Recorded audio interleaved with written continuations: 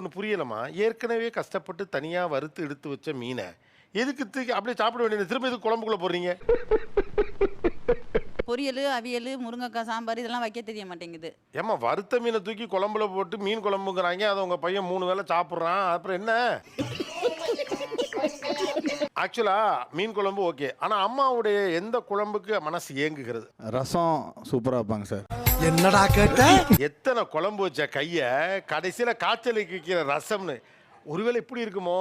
அங்கிட்டு ரசமே இல்ல போல் இருக்கு பாவம். பாத்தீங்களா, கவுளி கூட அடிக்குது.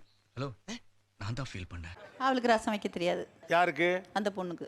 அந்த பொண்ணுனா யாருன்னு? அது என் மருமக தான். அப்படி சொல்லுங்க. அந்த பொண்ணுக்கு என்னமோ வார்டன் என்ன கட்டவே இல்லைங்கிற மாதிரில இருக்கு. அடிக்கடியா ஒரு மனுஷன் கிராஸ் பண்ணுவான். இப்போ வரைக்குமே ஏதாவது செய்யலைன்னா என்ன பண்ணல வைக்கலன்னு எங்களெல்லாம் மிரட்டுவான், அப்படி ஆடுவான். இப்போ வாயை திறக்க மாட்டேங்கிறான் சார். என்ன கொடுமை சரவணன். இப்போ அவங்களுக்கு ஃபேவராக பேசினா அது ஒரு மாதிரி பிரச்சனை வந்துடுது. நீங்கள் அம்மாவுக்கு தான் எல்லாம் சப்போர்ட் பண்ணுறேன், எனக்கு